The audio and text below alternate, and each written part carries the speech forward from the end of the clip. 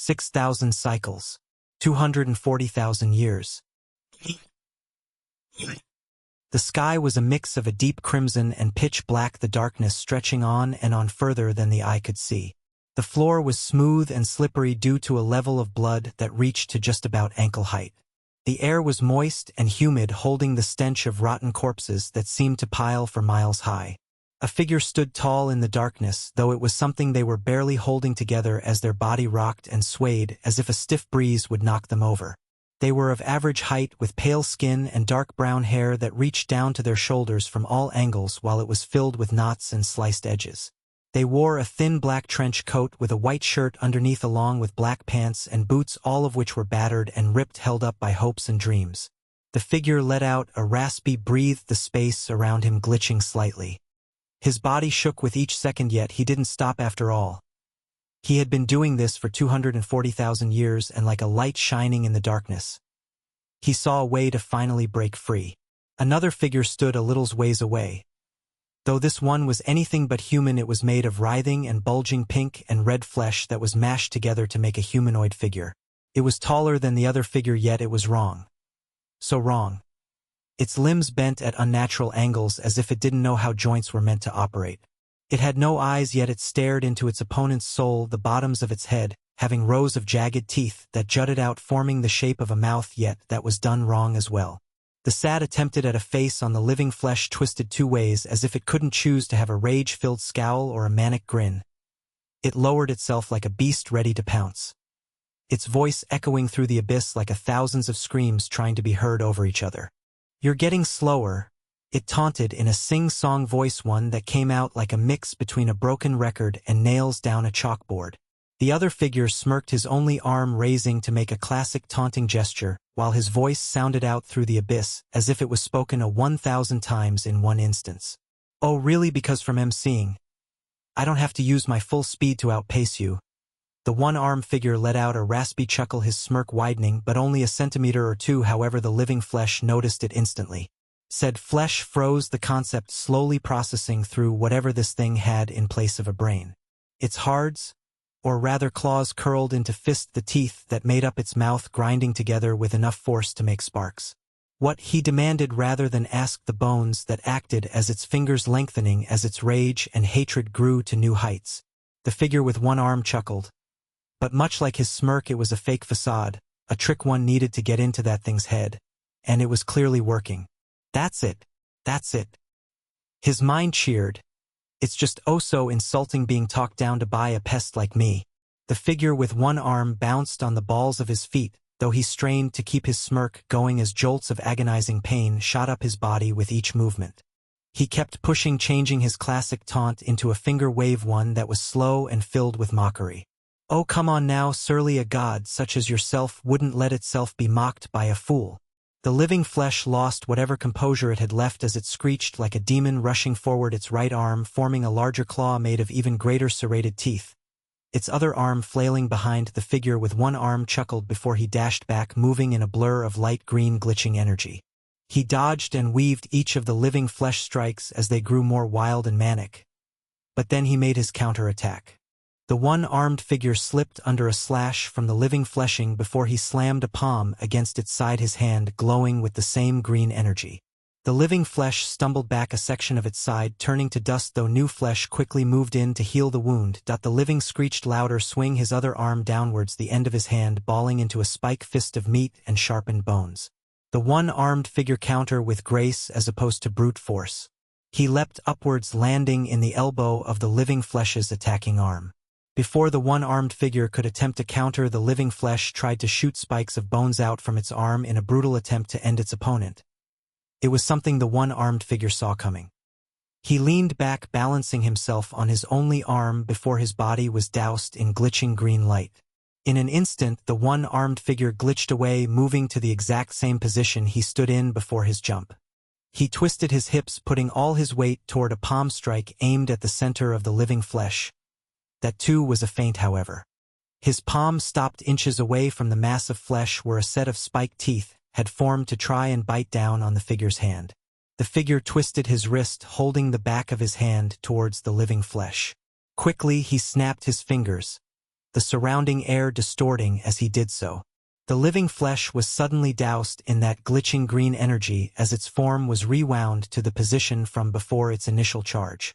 The figure pulled his only arm out to the side, green glitching energy gathering in his palm.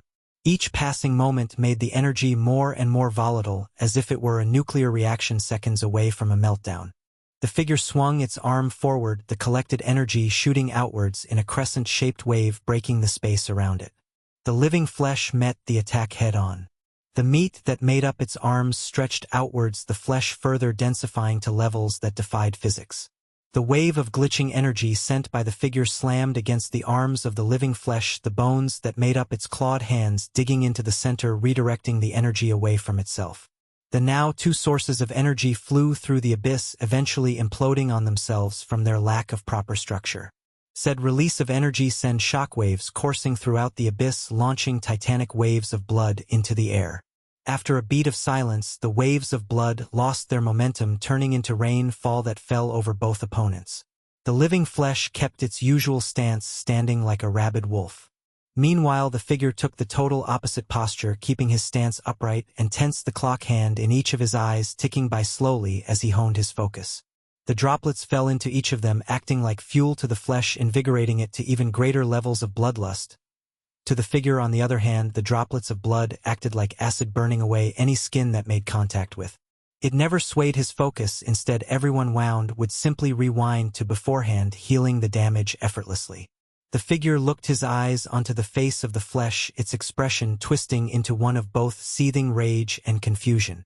"You are holding back?" It mumbled slowly, finding the concept difficult to believe. Internally, the figure smirked, trying to hold back his excited as the flesh took the bait. Choosing to respond with actions rather than words, the figure changed his stance into something more akin to one of an Olympic sprinter. Once again, the air glitched, the glowing green energy pulsing around the figure with greater intensity than any of his previous attacks. The flesh paused, taking in the sight, before its grin widened to the point of splitting its face in half. "Stockpile," it stated, now sounding like a child getting a new toy. The figure held his breath, pulling all of focus to his next move. The flesh didn't stop him. Instead, it readied itself, holding out an arm as once again flesh and bones densified in preparation. That filled the figure with more confidence, although not for anything regarding his actual attack. It was for his true goal. His plan was admittedly quite simple, however. The figure had always been one to believe that there was beauty in simplicity. The energy continued to build as the flesh also prepared itself, its excitement growing with each second. Soon enough, the flesh would have its wish granted, as after a few more moments, the figure released the energy. He shot off in a beam of pure light, his speed breaking down the space around him for miles. The beam of light grew with each moment it traveled, continuing to build itself as the figure charged towards the flesh. The flesh laughed like a psychopathic demon, seeing the attack as a challenge, a chance to prove himself superior. And that was something it could never ignore. This was something the figure knew, and it was exactly why he knew his plan would work. Holding out its clawed hand, the flesh swung towards the figure as he approached. It was a clash of strength, a clash of resolve, a clash of willpower. Or at least, that's what the flesh thought would happen. Instead, the flesh hit nothing. It swung, cleaving the air apart with enough force to send shockwaves through the abyss for miles. It blinked, genuinely stunned, as his mind took a few seconds to process the sudden shift in tone. It twisted in place, its upper torso breaking apart to turn a full 180 degrees. That's when it finally saw what the figure was doing. The beam of light was still going, the figure still stationed at its center as he surged through the abyss in what seemed like a random direction. But the flesh knew better. It knew exactly what the figure was moving toward. With each second, the figure got closer and closer to his goal, each moment filling him with a burning desire to reach it. Sitting just above the floor of the abyss sat a deep navy blue light, a complete contrast to the red and black of the abyss. The light changed its configuration constantly, restructuring itself into shapes that were impossible to describe. The sight of the light gave the figure more strength, allowing him to somehow explode forward with even greater speed. Of course, his plan would just move along so smoothly as the roaring screech of the flesh echoed throughout the entire abyss. The blood that coated the floor bubbled as if it had been boiled from inside the center of a star. Faster than the human eye could track, tendrils of flesh shoot out of the blood, all coated in serrated teeth. The tendrils charged towards the figure, some trying to slash, some trying to stab, while others tried to block off his path. It didn't work. Thanks to the time the figure how to both charge up and build on his attack, he was able to plow through the tendrils, turning them to dust the instant he made contact with them. The flesh tried to catch up, chasing after the figure on all fours like a wild beast. But it was too late. Holding out his arm, the figure felt his fingertips reach into the light, all while the flesh screamed in rage. But the figure didn't care. All he could feel was the genuine smile that stretched across his face, his mind going completely calm. I made it. Cool droplets patted against the figure's unconscious form. It didn't stay that way for long, as the figure suddenly jolted away, his instincts making up bark out in alarm. He coughed, trying to blink away his blurry vision while he took in his surroundings. At first panic took over his thoughts, his mind still stuck on the idea of being trapped in the abyss with the flesh. But then he felt the droplets that fell into his skin. They were cold, nothing like the warm, acidic blood that always tried to felt away at his skin. He froze, the nearly forgotten sensation acting as a way to tether him in place. He tired to breathe, shutting his eyes while he used to arm to feel at the ground around him. It was rough and coarse, yet also damp, with small cracks dotted the ground from every direction. The figure finished, he breathing, trying to use his arm to push himself upwards. It took him a minute to do so, however, as his muscles quivered with each second of use while pain shot through his bones. But he didn't stop. He stood on shaking feet, his cloths completely soaked from both the rain and the puddle he was apparently laying in. He once again blinked away any blurriness in his eyes, managing to do so with more difficulty than he would have liked. That feeling was soon washed away, however, by the sudden realization of where actually the figure was. The Pale City. The figure recognized it instantly, the saturated blue that covered the air, the way the buildings turned inwards towards the streets, and above all else he recognized its sheer size. And most importantly, it was the exact same street a certain bag-headed boy had made his final stand. That wasn't what locked the figure into place. It wasn't even close.